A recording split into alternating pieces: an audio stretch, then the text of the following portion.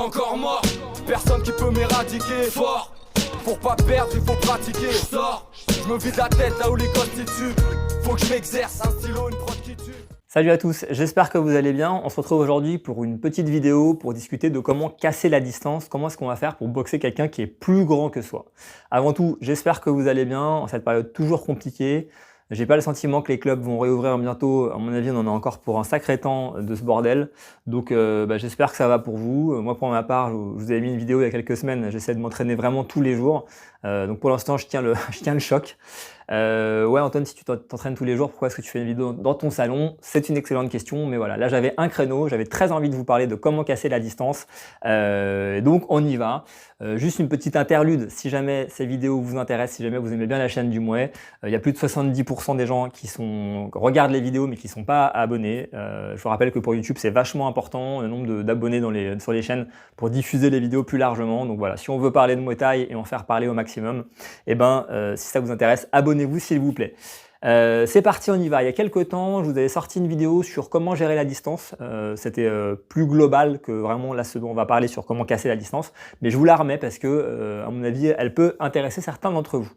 Alors, le secret selon moi pour casser la distance, boxer quelqu'un de plus grand que soi, ça va se passer sur plusieurs étapes. On va discuter de comment le faire offensivement et défensivement. Mais le plus important, ça va être de feinter et de varier. Vraiment, pour pouvoir gêner un adversaire qui est plus grand, il va falloir vraiment induire de la variation, induire vraiment toujours de l'incertitude pour lui, que votre boxe soit difficile à lire pour pouvoir vraiment le surprendre et casser la distance.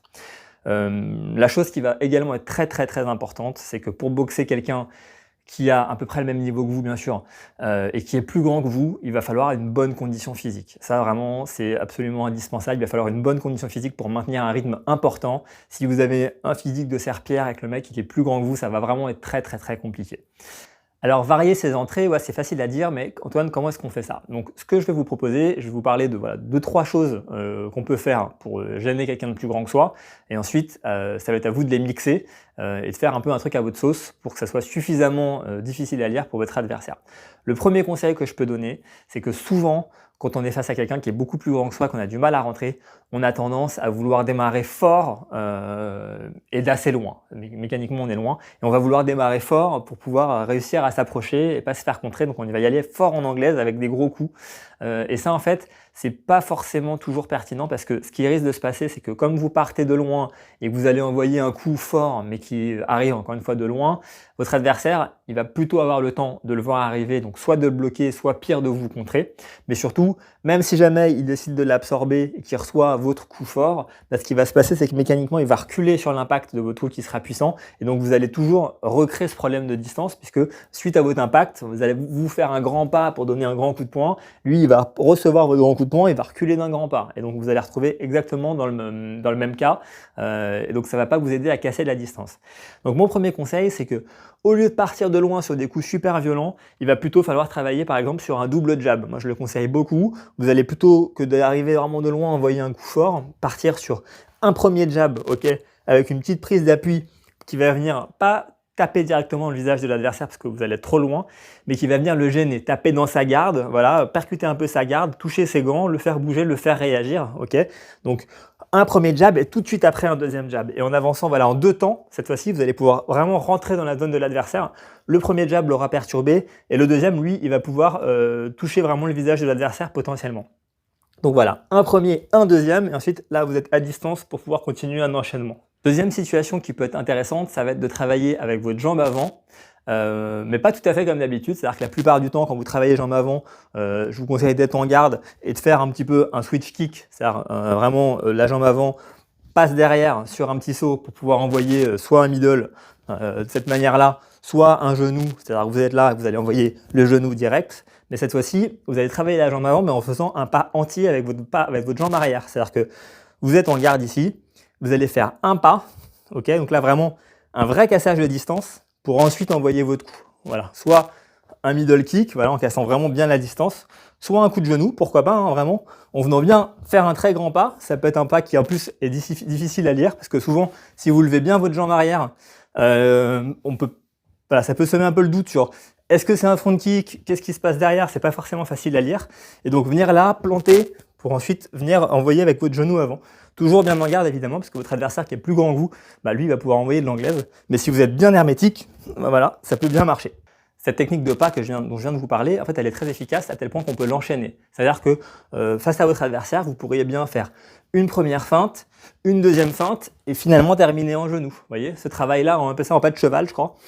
C'est faisable. Ok, on va venir essayer de casser la distance avec des pas où l'adversaire va avoir du mal à lire. Est-ce que c'est un front kick? Est-ce que c'est un pas d'appel pour un middle? Est-ce que c'est un pas d'appel pour un genou? Est-ce que ça va être un autre truc qui vient derrière? Et ça peut créer de la confusion chez l'adversaire, toujours bien en garde évidemment. Et donc voilà, on va venir vraiment perturber l'adversaire de cette manière. C'est un bon moyen, encore une fois, de créer de la confusion chez votre adversaire.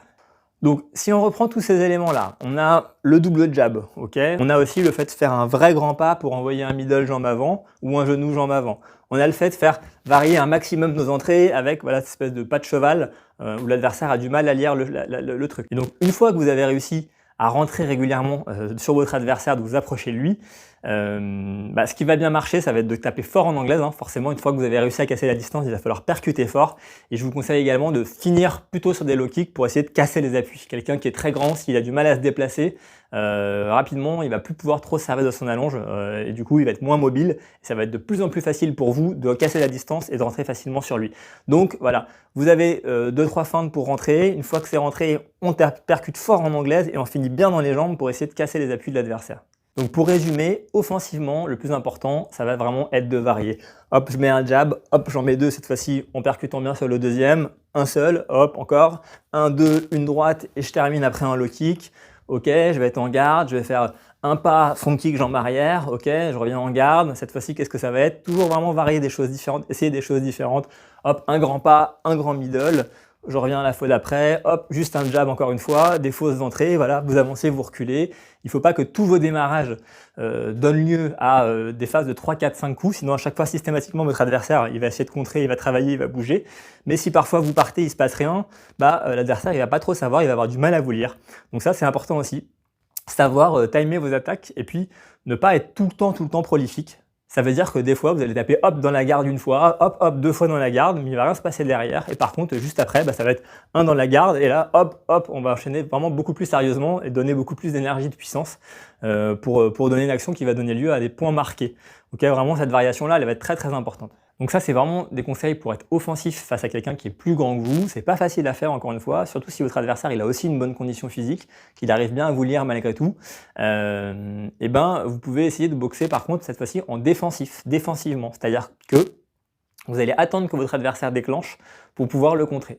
Donc les principaux objectifs dans ces cas-là, ça va être surtout de désaxer par rapport à son adversaire. Ça vraiment, l'objectif ça va être d'être bien attentif à quand son adversaire démarre. Et par exemple, sur un adversaire qui envoie un gauche-droite, ça va être hop, de faire passer l'adversaire devant vous, ok, de lui laisser allonger son gauche-droite, mais devant vous, vous voyez, il y a un travail de pivot, donc ça va être par exemple les bras qui vont accompagner le gauche-droite de l'adversaire. Bon, idéalement, on va recevoir à la gauche et puis c'est sur la droite qu'on va glisser. Okay, donc là, vous allez vraiment vous retrouver sur un angle qui va être intéressant parce que l'adversaire va être dans une position qui fait que vous allez pouvoir vous rentrer juste derrière et recasser un peu la distance pour revenir travailler vraiment très près de lui. Donc ce travail en contre, il peut se faire des deux côtés, évidemment. Si l'adversaire il envoie du jab, vous pouvez passer de ce côté-là pour ensuite travailler direct, crochet au corps. Toujours le low kick aussi qui peut être intéressant. Donc en fait, ne pas rester face à votre adversaire, c'est ne pas subir. Ça, c'est évidemment vrai contre n'importe quel adversaire, mais contre quelqu'un qui est plus grand que vous, c'est particulièrement important. Voilà, on va se servir de son allonge pour pouvoir le voir arriver malgré tout et travailler intelligemment en tournant bien autour de lui. Donc ça, c'est un premier conseil, désaxer sur un contre pour pouvoir attaquer derrière. L'autre technique que vous pouvez avoir aussi, c'est encaisser vraiment le premier coup et exploser juste derrière. Ça veut dire que si votre adversaire il vient un peu vous jabber pour prendre un peu sa distance et entamer une action, vous allez accepter vraiment le coup en rentrant vraiment dedans. Et juste derrière, vous allez ressortir pour essayer de le contrer. Mais alors attention, parce que lui, il va être en train de démarrer une action. Donc il ne s'agit pas de bloquer le premier, vouloir envoyer un crochet et puis se faire allumer derrière. Non, c'est-à-dire que vraiment, il faut rester bien lucide, recevoir le coup de l'adversaire et tout de suite après re-rentrer soit en anglaise, soit recevoir par exemple l'anglaise et ressortir directement sur un low kick très très explosif pour après reprendre sa distance. Donc c'est évidemment deux manières différentes de travailler, mais encore une fois, avec de la variation, ça peut devenir intéressant. Si de temps en temps, vous êtes évasif, vous arrivez à tourner autour de lui et le coup d'après, vous encaissez, vous ressortez fort en avançant bien sur lui, il y a un moment où ça va commencer à beaucoup le gêner. Il y a un dernier domaine dont on n'a pas parlé, et en fait c'est le corps à corps, parce que être plus petit que son adversaire au corps à corps, c'est souvent un désavantage, mais il suffit que vous ayez un bon niveau en clinch et que ce ne soit pas le cas de votre adversaire pour tourner ça franchement à votre avantage. Donc ça veut dire quoi? Ça veut dire que si sur une des actions dont on vient de parler défensivement ou offensivement, vous arrivez à aller au corps à corps, souvent quand on est plus petit, ça peut être un désavantage sur les coudes, les genoux, mais ça peut être un avantage pour les projections.